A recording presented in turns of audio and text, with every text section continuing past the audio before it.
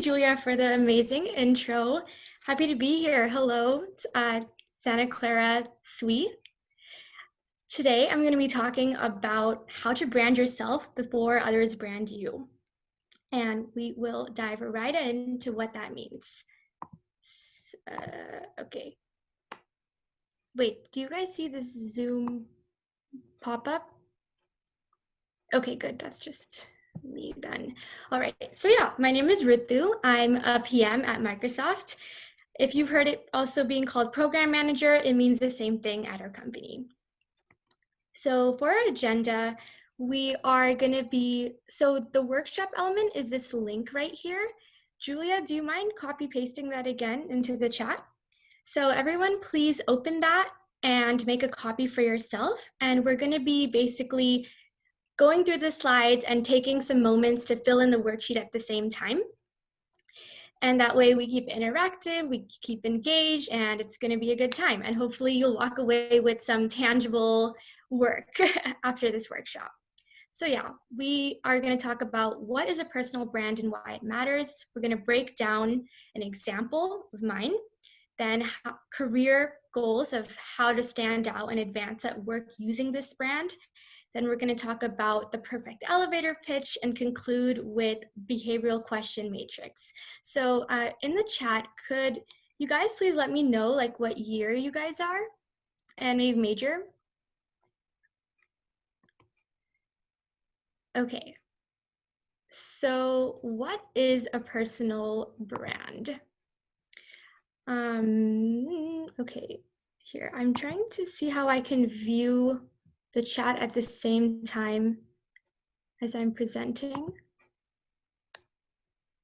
Let's see. You click on more next to the screen sharing thing, and then you can click chat. More chat. Oh, I see. Cool. All right. Awesome. So back to the definition. So you might have heard that it sounds like it could mean just like having a logo throughout everything, just like a company brand is, or having a YouTube channel. But in reality, it's more about how people describe you when you're not around, and it's how you present yourself, what people think about when you leave.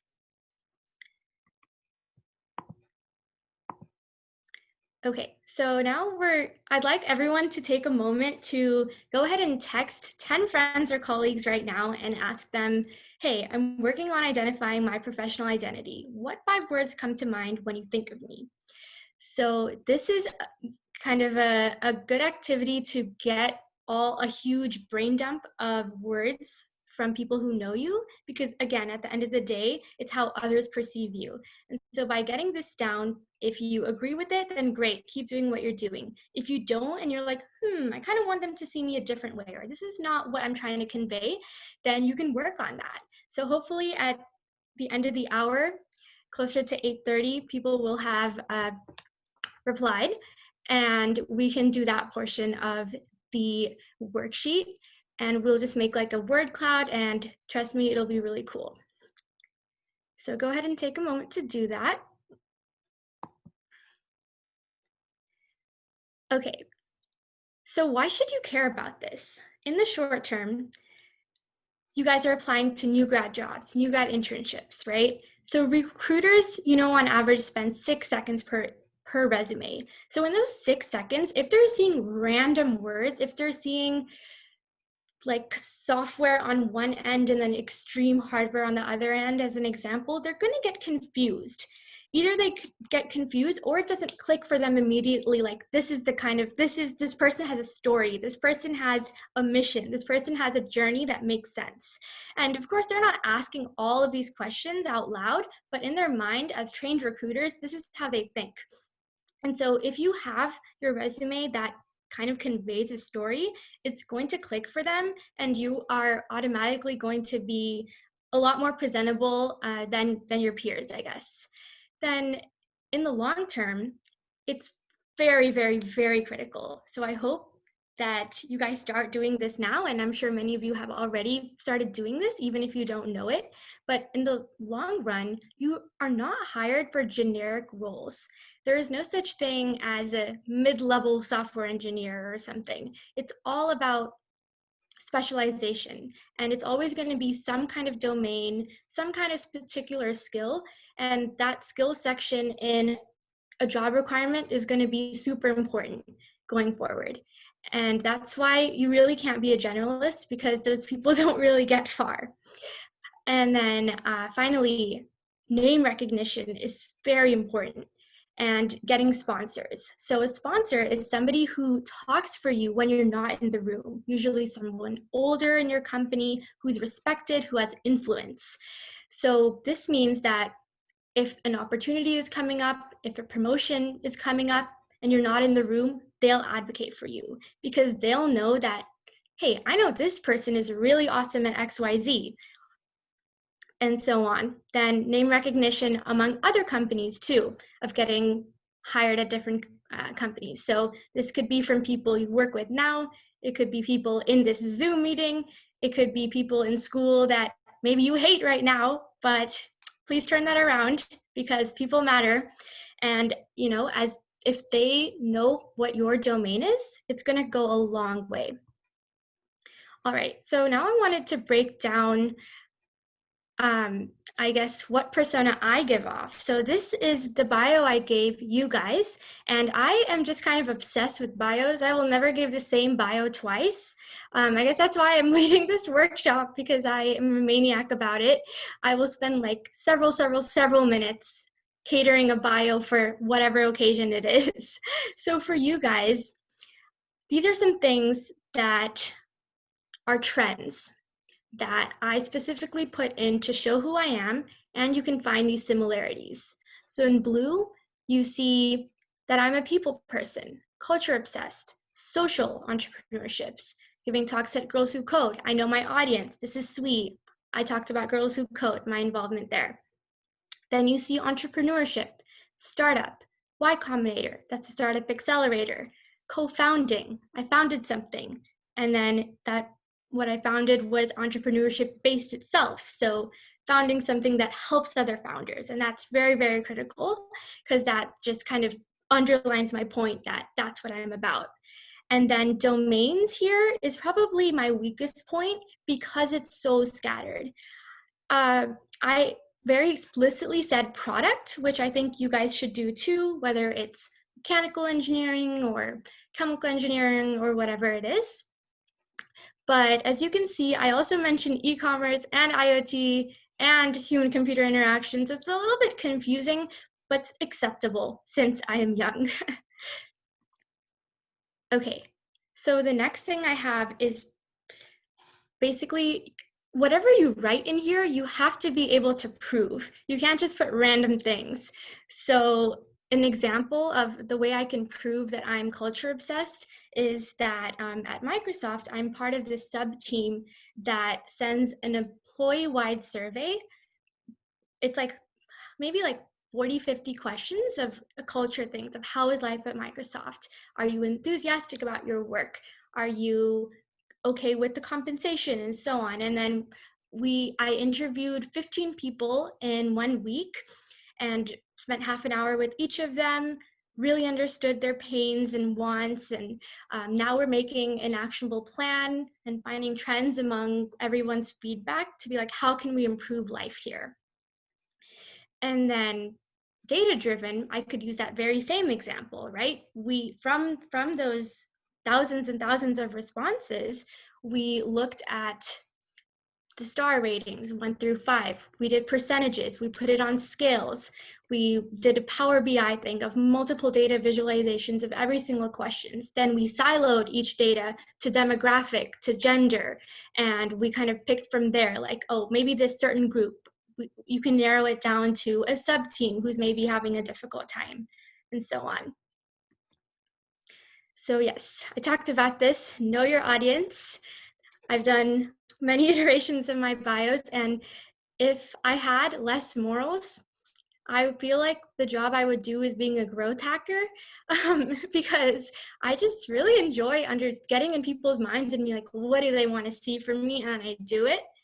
But I don't make it up, of course, but just like a slightly highlighted version of myself catered to the person, if that makes sense. So essentially, personal branding is growth hacking. It's like kind of, it's right, the exercise of asking your friends, what do you think of me? And now we're using that data to change yourself. So in a different setting, you can see how that's like kind of sketchy, but we're going with the flow. All right, so this leads me to the first part of our workshop. I can actually, yeah, so look at section 1, and we're going to spend 5 minutes on typing this out for yourself. So this is what I did. So basically, there are 3 components in your brand mix. One is strengths, and this is like, what hard skills are you good at? What are your main job requirements that you're good at? Then values are, what are your principles? How do you work? Kind of like, what is the feeling that you have behind those hard skills? Then passions are like, what are you curious about? What drives you, right? If you have your hard skill, if you have the way you go about it, the passion is like, why do I like this? Why does this get me out of bed? And this doesn't have to be just your job related stuff. This could be, what would you do if money didn't matter? So this is an example of what I did. And my magic mix is basically, I read these words, I thought about them more, definitely write more, the more the better.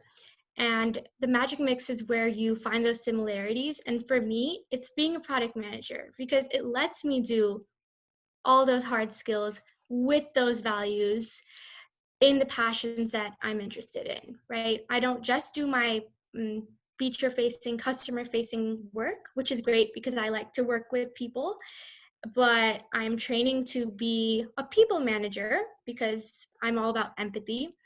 And then other initiatives, I lead women in mentorship circles, and then I help out with our Give campaign. And Give is basically, October is a whole charity month, and we raise like millions and millions of dollars that Microsoft matches.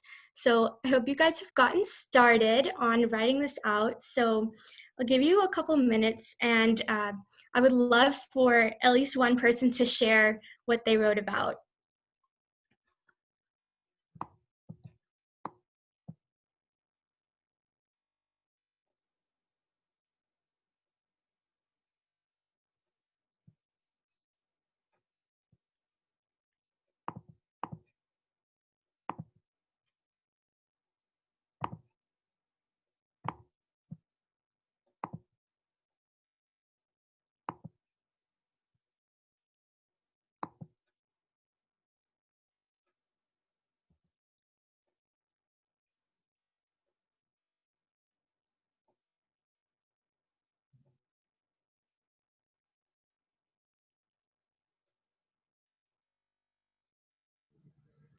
So I'm still writing mine, but I'm trying to figure out what my strengths are, what I'm great at, but I know I'm good at networking, so that's one of those. And then values, I put integrity, loyalty, and constant growth. And passions, I put the outdoors, neuroscience, and recruiting and helping others. Love it.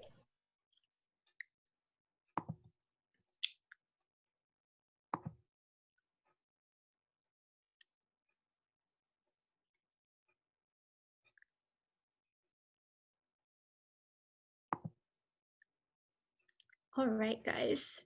Can I just get, how's everyone else feeling about this in the chat? Thumbs up, anything?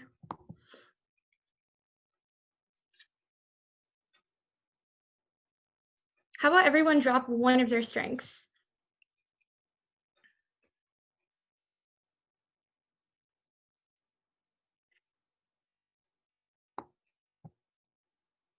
Awesome. We have organization. It's good in anything. Teamwork, problem solving. Ooh, linguistics. Uma, memes. Oh my gosh, how did I miss that? Yes. I think that's the best hard skill to have. driven. Thank Love you. it. All right, you guys. And I know it's hard to reflect immediately, but does anyone know what their magic mix is so far? Or are we still figuring that out?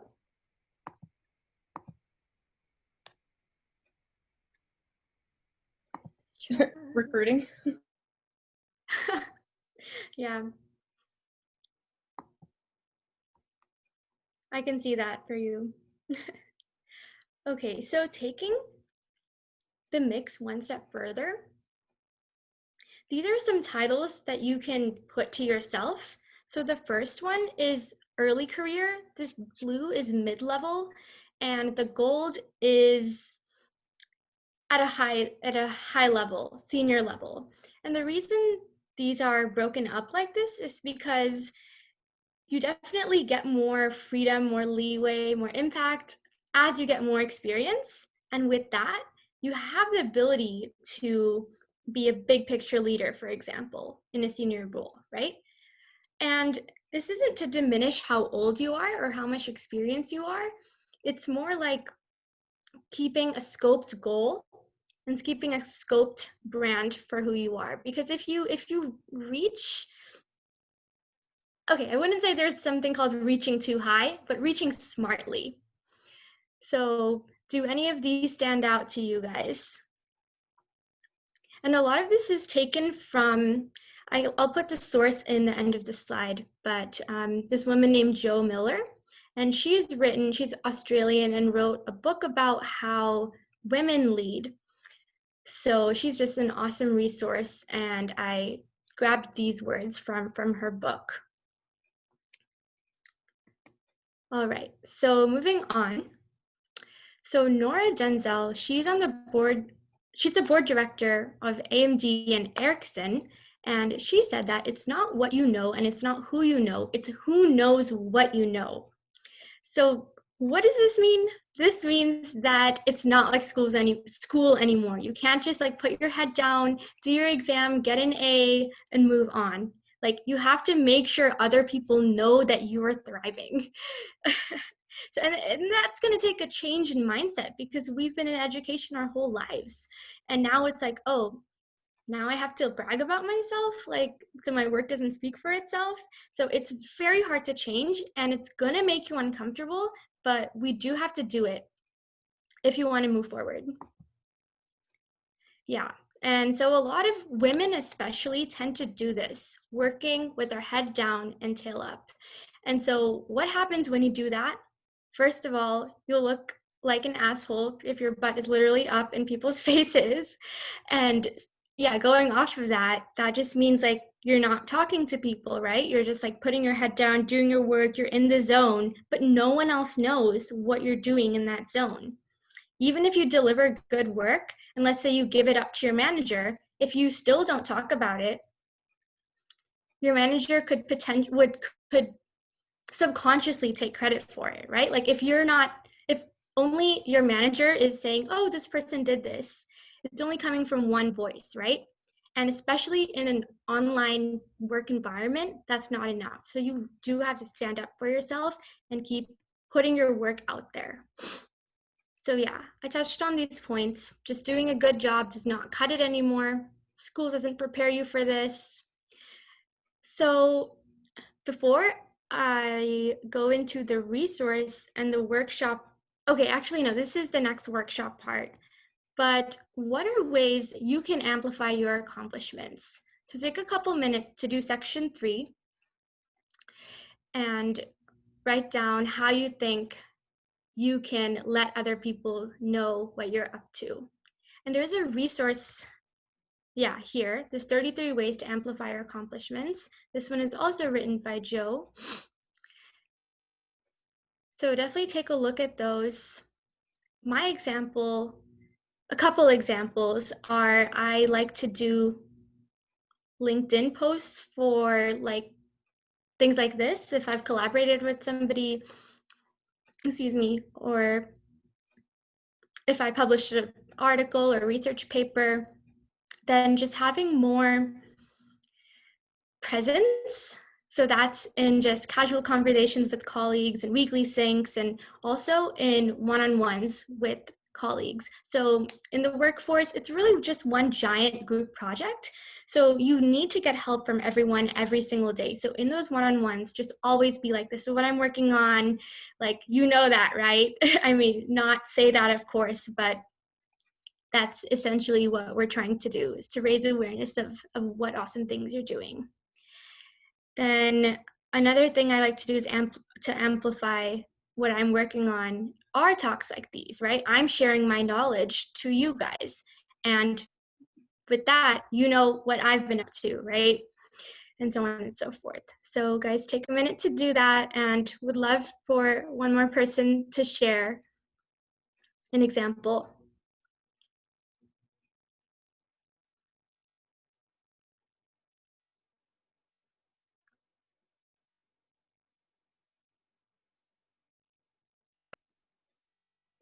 I guess another way you could amplify it is by catching up with colleagues or something, like a coffee chat or something like that, and then just talk about what you've been up to.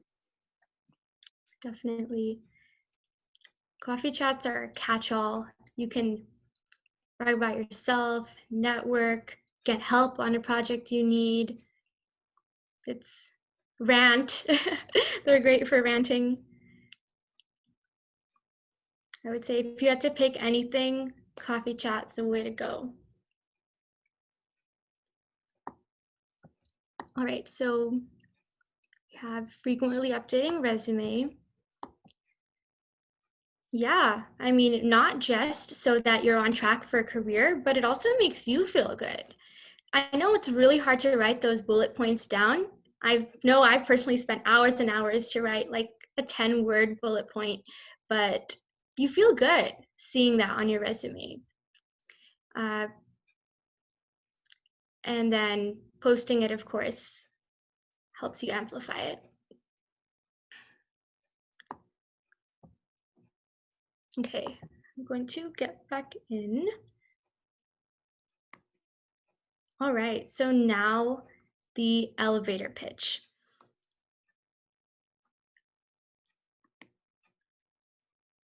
Okay, so now this is your section 4 and on your worksheet. And I like to have, I have 2 versions of mine. One is like a 30-second at the career fair, like in line when there's hundreds of people, and like a 1.5-minute version. And this is for the beginning of interviews, and then also coffee chats. So at least 2. Then I would have, if you like, I know some friends of mine are like data scientists, but they also apply for software roles, and they also apply for product roles, and they also apply for designer roles. So if you're in that stage, first off, go you, because that's not an easy thing to do. And that just means you have a plethora of skills. But secondly, you can't just have one elevator pitch. You have to cater it to each of those positions. And if you don't know how a pitch should look like for your career path, please ask multiple people. All of mine, I meant to preface this in the beginning, but I'm sorry that a lot of my content is very geared to tech. It's definitely applicable to all engineering, but yeah, I'm just sorry about that it's very tech related, but this is definitely something that you can apply to all industries in tech. The outline I like to have is just 4 different parts: basics, work experience, personality, and then your ask and selling point. And that's the most important one. I should highlight that one, highlight it in your guys' worksheets.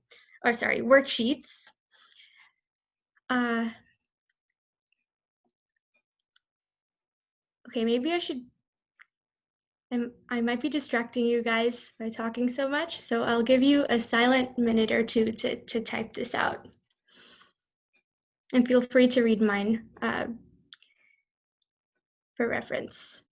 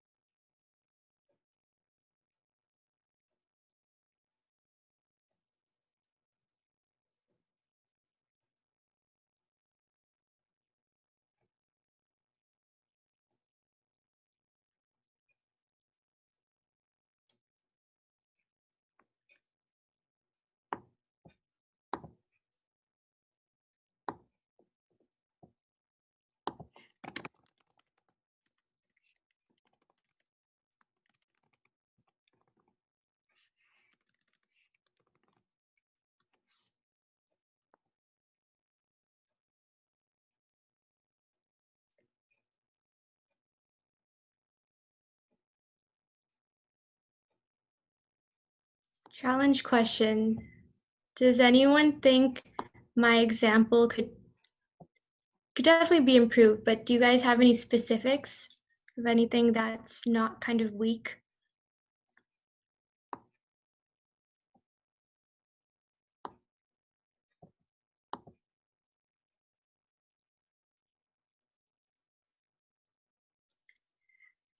So, oh, Julia said, what do you mean? So the one I have presented here, my elevator pitch, this is what I said last November, so exactly a year ago when I was recruiting for a full-time job. So from your guys' knowledge, would you keep wanting to talk to me after this pitch? Is there anything that could be improved?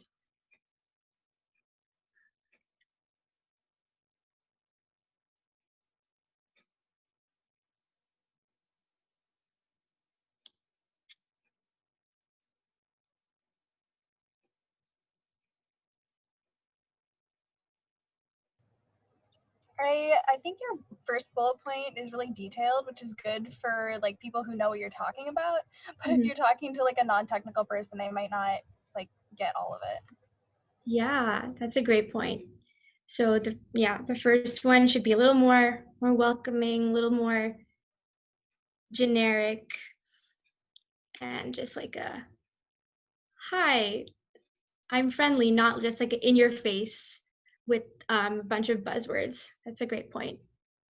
Yeah, sorry, I was specifically thinking about your work experience one. I didn't clarify that, but yeah. Oh, okay. I'd also be interested in your first bullet point of work experience to know, like you say, you cut down costs used on the workaround, but and you say like you efficiently allocate IP address space. I'd be curious to know what the measurable business impact was from those bits of information. Yeah, sure. Okay, so cut down costs. The business impact was,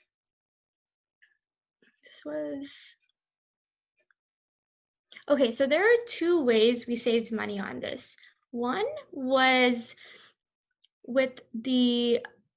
so I worked on the 4 most high traffic docs, public documentation on Azure for virtual networks. And by fixing up these docs that had the highest traffic, that saved us hundreds and hundreds of customer tickets, which in turn saved time for this quality assurance engineers and then the PMs that are on call. And so all those hours that are spent on salary time, right, that's saved. Then that keeps customers more happy because they don't have to reach out to us and wait for answers. So that's kind of a more broad way of how we save money. Then the the second way was because in this new cloud area, it reduced the number of overlap networks that happen. So this way, it cut down costs for the customer. So actually that's something that I could have explained better, but again, this is just a pitch. So this is a great answer for as we're chatting, and I would have explained that to the recruiter. Then the business impact for the allocating IP address space. Also, I am a little slow on these because I haven't thought about this project in a while, and you should, all of you, please brush up on your projects during recruiting. Okay, this one was, this means that, so if we efficiently allocated the address space, this reduced the number of IPs that they had to buy. And there's actually a shortage of IPs because there's lots and lots of them that are blacklisted currently because people take advantage of websites and they do some illegal stuff and it gets banned. So once a URL and IP address is banned, you cannot use it anymore, which means it costs Microsoft a lot more money to get a customer a new one. So with this workaround, that's how we saved money in that way. thank you for challenging me into a deep, long-term memory side of my brain. Okay, would anyone like to be super brave and share one section of their pitch?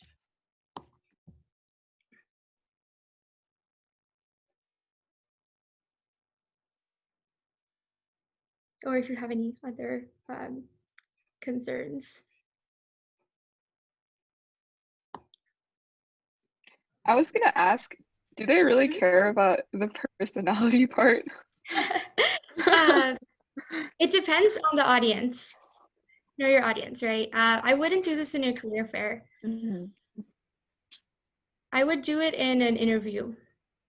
Oh, really? Okay, that's good to know. Yeah. And also stalk your interviewers beforehand on all platforms. And that way, like one of them I knew was in a sorority at my school. And at the time I was working on a startup that catered to sororities. And then she got super excited. And that's only because I knew to bring that up and ask her. Wow. So stalk them to know what work experience to talk about and what hobbies to talk about. If you look at their Facebook and they're riding a horse, you can be like, oh my God, I ride horses. And that bonds you guys.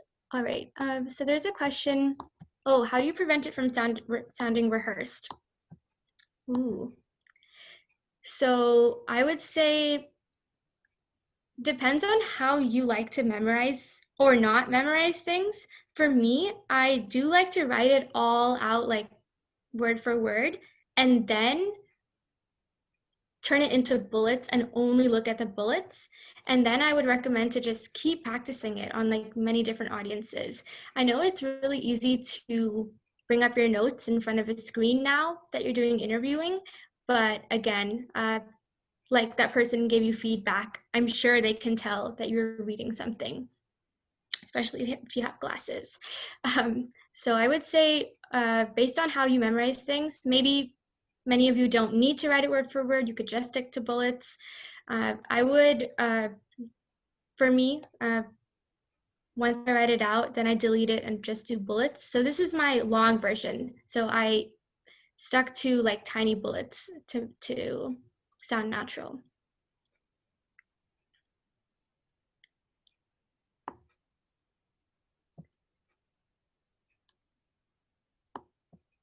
Okay. So now we are at the second to last section. Section 5 is behavioral questions. And so in section 5, I have this resource here that's linked, and this is from Gail, forgot her last name, but she wrote Cracking the Coding Interview and Cracking the PM Interview. And this spreadsheet is like this. I don't know if my whole screen is shared, but you guys can click on the Excel yourself. But it's basically on this left side, you have the different work experiences you have. And at the top, it's broken down into challenges and influence/leadership and then teamwork. And then within that, it asks questions, like interview questions. Personally, excuse me, I think you can just have one story per job experience you have and cater it to the question, because it's not about the content of wait, let me take that back. It's not about how accurately you answer the question, like if they're asking about a difficult failure you experienced versus making a tough decision, that can be the same story. You just have to tweak it a tiny bit, right? So even though this is overwhelming with like 100 cells, really, if you just fill out one per column, you should be good. And then, let's see, play from current slide. And the way to do it is this STAR method T is kind of could be merged into S. I'm sure a lot of you have seen this before. And personally, I thought that, oh, this is like, I don't need to really specifically do this. I can just like say whatever I want to and it'll get the point across. But interviewers actually prefer if you keep it really structured and like explicitly say like, this was the situation, this was the result, this was my learning. Because for them, then it's very easy to do a tick mark on their side of their clipboard too, right? And I know I interviewed with the Chevron a couple years ago, and they literally had like STAR on their clipboard, like in a table like this, and they had to take notes on like what the person was saying. So at the time, I like wasn't an expert at this, so they literally probed me like, so what was the task? So what was your result? I was like, I don't know. I already said that. And then they had like empty spaces on some of them, and I was like, all right, well, I'm not moving forward in this, but it's okay. It's a learning experience. Every interview that you fail is a step in your success, eventual success. So this helps you reduce the fluff, because I know an issue I used to have without doing this table is that I just talk on and on and on about the situation, which is they don't care. Like they really don't care. Focus on, that's why I put these percentages here. I like to do 15% on the situation, 15% on the task, 50% on action, and then whatever is left, 20, I think. Yeah, 20% on the result.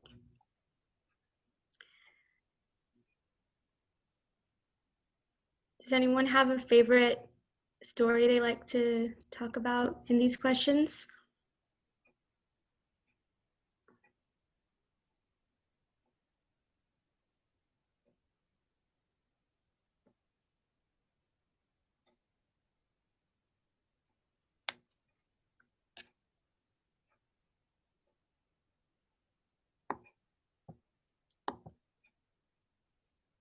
Okay, I see a question. How do you speak to your challenges you may have faced?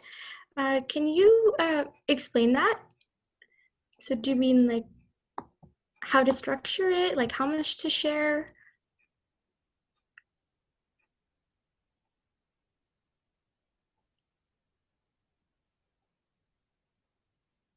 Mm.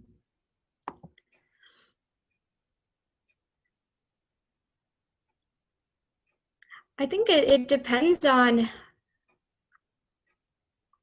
how much you need to get the action and result point across, because that's what matters, because they want to see how do you handle stress? How do you handle a challenge?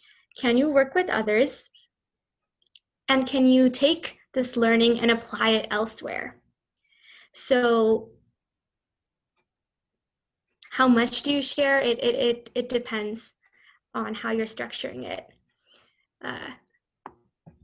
For me, this one story that I wrote about here, I could, like if I was in a coffee chat and ranting about it, I could go about the situation for like 10 minutes because it was really scary. In my internship last summer, I was supposed to go to a developer to get his feedback on the requirements that I wrote down in my spec, or basically a giant doc explaining of a proposal. And the requirements are like, the software should do this, like the API should do this, and like things that are going to be new. And he was very, very hostile and short with me. He was like, why am I here? Can I go now? My developer has a million things to do. And it was very demeaning. I prefaced the meeting saying like, hey, like this is just me getting your input on this. This isn't set in stone. I'm not asking you to do the feature work. This is just to get your input. But he kept on saying, like, why would we need this? Like, it's not even making money, blah, blah, blah, blah. Like, didn't you think of this? We already have this. Like, this whole he's like, your whole idea is basically useless because there's already a solution. And he was wrong because he didn't understand the whole thing. But I was also flustered. I was also upset, you know, confused and doubting my abilities because he was so condescending. So I didn't say immediately that you're wrong. And instead, I just held back my tears during that. And I just like calmly said like, all right, thanks for the feedback. Like, I'll look into this data that you're saying. I'll talk to this person that you're saying is apparently doing exactly what I am, and so on. And then at the end, I was like, I answered, yeah, you can go now. Then I went back to my mentor and she was like, yeah, this is a very bad move on someone. And the options were, do you want me to talk to him and have him talk to you, or like let this go? And so that was the moment where I was like, oof, I could either escape this, I'm an intern, never really see him again, or selfishly, this could be a good story for a behavioral question and I could, you know, face my fears. So I did that. And he very awkwardly came to me and said, I didn't mean it, blah, blah. And then I guess the action that I took then was to really took his feedback to heart and honed in on like, all right, how do I specifically say this is a research that I've already done and what I'm doing is different than that? What data do I show to a developer versus the PMs that I work with who are on my side and understood the use case, right? This guy did not. So that means I have to change my proposal based on the audience. That's what I did. And that's what I continue to do in my projects, right? Cater to the audience and also just be cognizant of different personalities and remain calm like I did in that meeting, but also like stand up for myself more. Yeah. Hope you enjoyed my story time, which also turned into a rant, and that's okay because sometimes that happens in interviews, and if it does, don't get flustered of like, oh my God, am I talking too much? Just go with the flow. I know some people who get really passionate about their interview questions. I know one girl was talking about a diversity club she was in and how she was feeling really discluded, and she started like to cry because it just brought up a very painful memory. And later during the internship, the interviewer was like, yeah, that's one of the main reasons, like, I wanted you, like, your storytelling was so passionate. So even though I recommend these structured tables and everything, just you do you. You have the best judgment in an interview in front of the interviewer. All right, so we have 10 minutes left. And the last section is the leadership qualities. So if you guys can put in the chat or talk about people who responded. Did any of your friends say how the 5 words that come to mind when they think of you?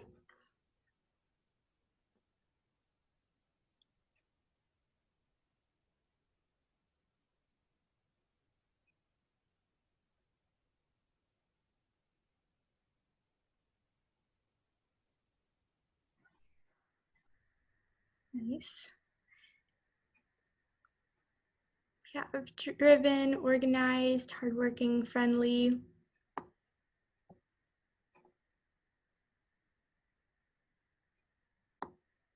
Great words to hear. Did these come as a surprise to anyone? Yes. Which part? I was surprised by intuitive and charismatic. I don't feel very intuitive, and I definitely don't feel charismatic. I feel very awkward.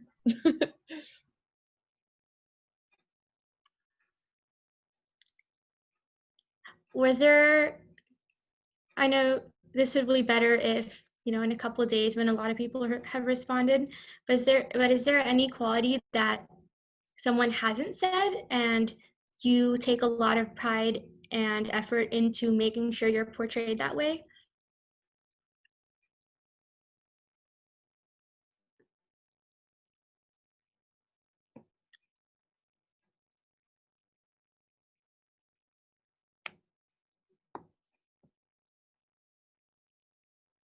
I think tenacious can be good.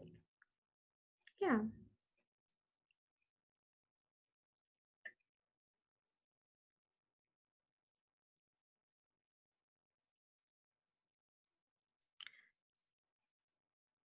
Also in the worksheet, there's 100 example qualities. So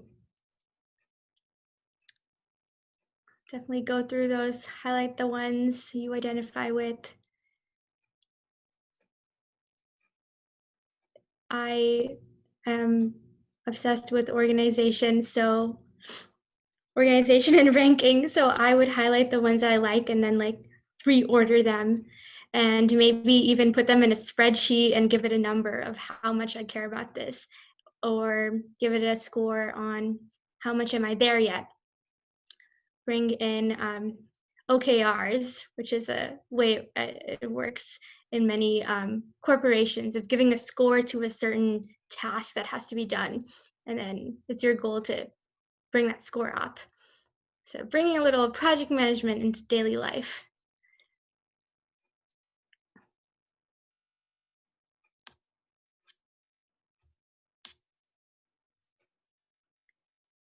Did anyone make the word cloud yet?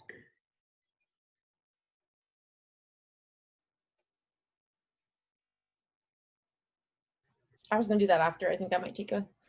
Yeah, and have like more data so that it the weight gets impacted.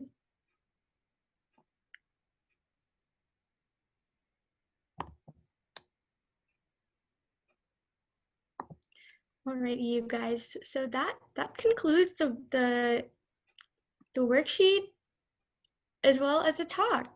So thank you so much for listening. I hope you gained something from this, and if not, any feedback is totally welcome. You can find me at Rutu Samai on wherever, LinkedIn, wherever, and that is my email. Thank you so much, and I will stick around for questions. Thank you for spending an hour on a Monday night with me. Really appreciate it. And thank you so much, Sui, for having me. Thank you so much for coming. That was amazing. I definitely was not expecting to have like a full planned out worksheet. Sorry for making you guys think too hard. No, that was great. Thank you so much.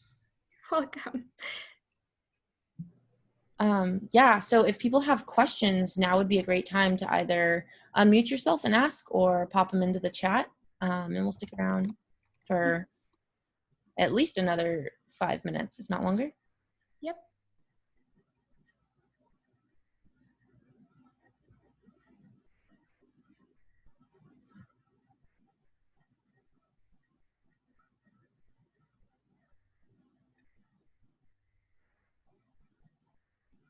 Okay, I have a question for you.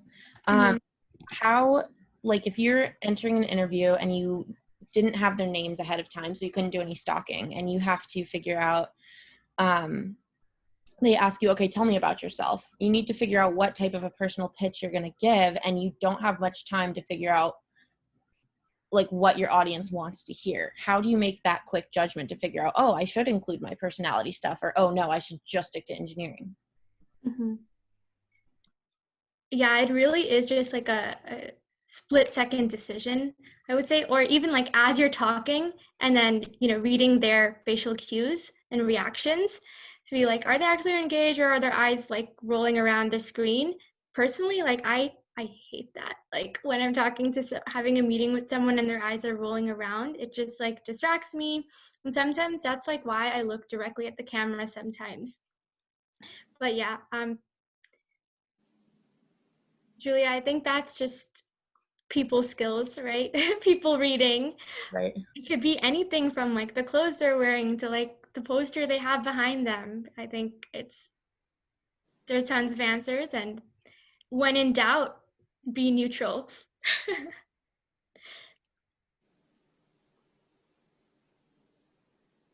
I have a question. So this Thursday, I have like my first ever like technical interview. Oh, congrats.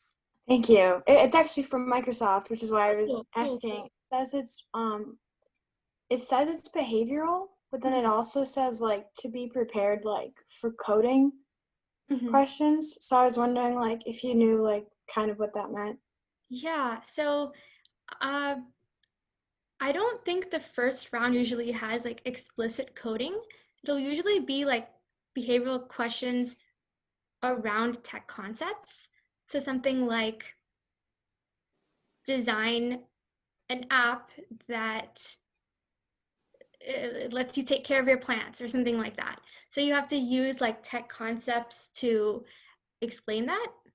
And yeah, or they can be like design a security system for a banking app, right? Then you would use other tech concepts to talk about that. If they said be prepared for coding questions though, maybe they changed the way they do it. So don't trust me on that. So lead code is your best friend. So keep up with that. But otherwise, if you go on, what is the website that has like all the interview, Glassdoor? Go on Glassdoor, and especially for Explore, it's very unlikely that you'll get a question that isn't on there. So if you just like dump all those questions into a spreadsheet and then answer them and practice them, like you'll be fine. Yeah. Thank Is you. it Explore? Yeah, it's Explore. Okay. Yeah, you will be fine. So the first interview, just like they're looking for your passion in computer science. So talk a ton about SWE and all your leadership stuff. And I think one of their favorite questions to ask is how to explain how X works to a child. So whether it's a computer or internet or something like that. And one of my proudest moments of my life was when my interviewer said, "That's the best answer I've heard to that question." I was like, yes. And that's because I saw it on Glassdoor before and I practiced it. What was your answer? It was explain a computer to a child, and I used an example of like a library. Now there's like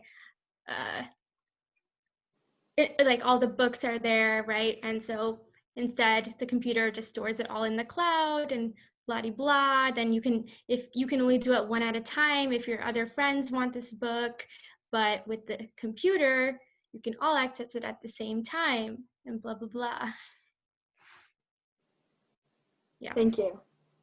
Welcome. Good luck. Thank you. Explore internship is so awesome. That's how I met Rutu. Like, you got this. Thank you. I'm very nervous, so. We'll be fine. All right, friends, I gotta run to my next thing, but this was incredible. Like, I feel like I learned something about myself too tonight. So thank you so much, Rutu. All right, see you guys later. Thanks for having me, Layla. Bye. Thank you so